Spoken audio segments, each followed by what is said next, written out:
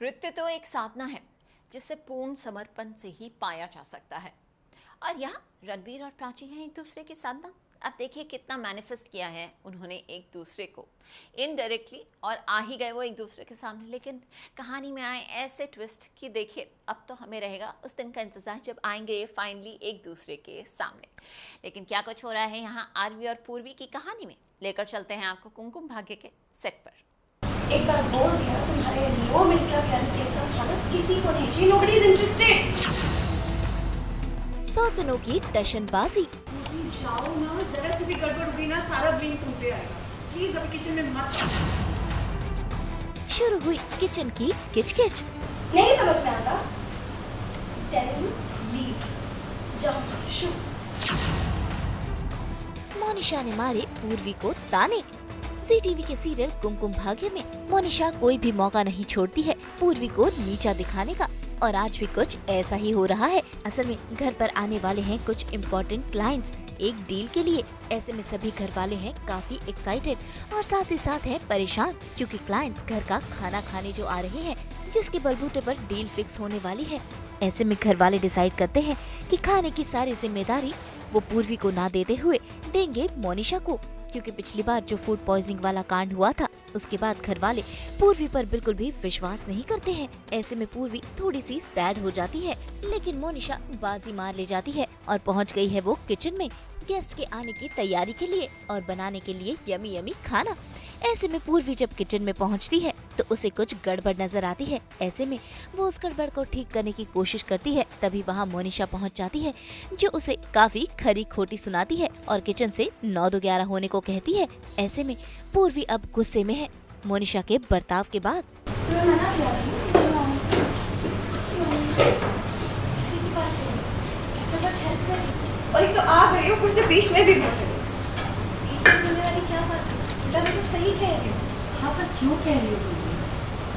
किसी ने कहा तुम्हें खाना बनाने के लिए? नहीं ना। जब तुम्हारे हाथ का खाना खाना होगा तो बोल देंगे तुम्हें, तब बना लेना। अभी यहाँ तुम्हारी कोई जरूरत नहीं, तो प्लीज जाओ यहाँ से। जाओ ना, जरा सी भी गड़बड़ हुई ना सारा ब्लेम तुम पे आएगा।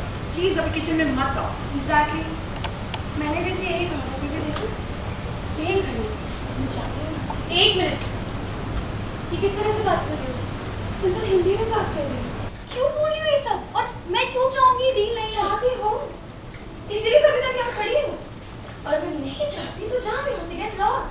मनीषा मेरा यहाँ खड़े होने से डील से क्या लेना देना? अगर ये डील हो तो मैं तो चाहूंगी ना। इतनी बार बोल दिया, तुम्हें समझ में नहीं आता? आखिर तुम चाहते हो ना कि मैं तुम्हारे लेवल पे गिरकर तुमसे बात करूं? एक बार बोल दिया तुम्हारे लो मिडिल क्लास लड़की के साथ हालत किसी को नहीं चाहिए। Nobody is interested. नहीं समझ में आता? Tell me leave. जाओ शू।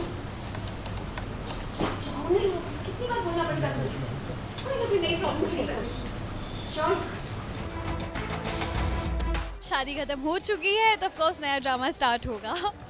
तो सुबह सुबह पता चलता है कि कोई बिजनेस क्लाइंट आ रहे हैं, बहुत इंपॉर्टेंट क्लाइंट जो सबके लिए बहुत इंपॉर्टेंट है, और वो खाने पर आ रहे हैं। तो ऑफ कोर्स एज अ बहू मेरी रिस्पॉन्सिबिलिटी बनती है।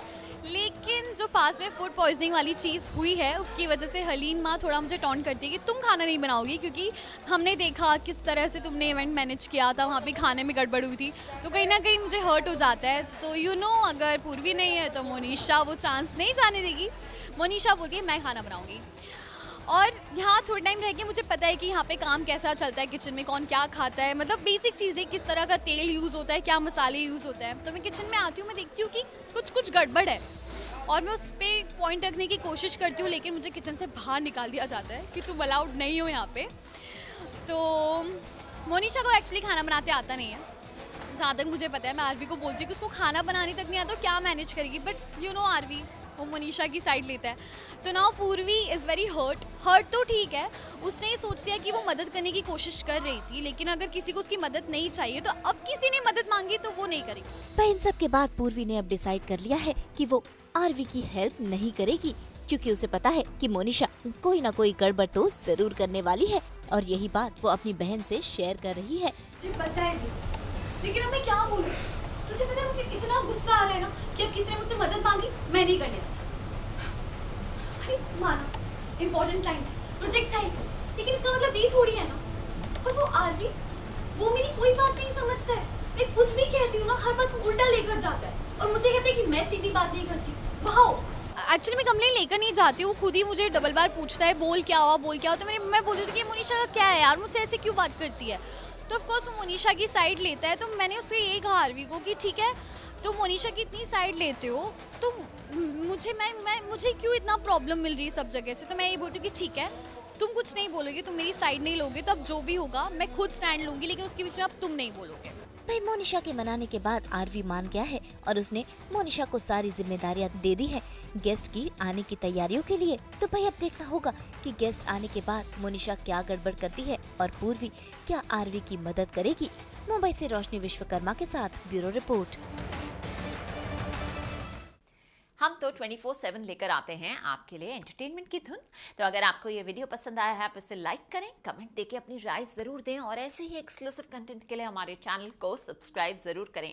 अगर आप यही वीडियो फेसबुक पर देख रहे हैं तो हमारे फेसबुक पेज को भी फॉलो करें। नाम तो आप सब जानते ही हैं ना, सास बहू और बेटियाँ।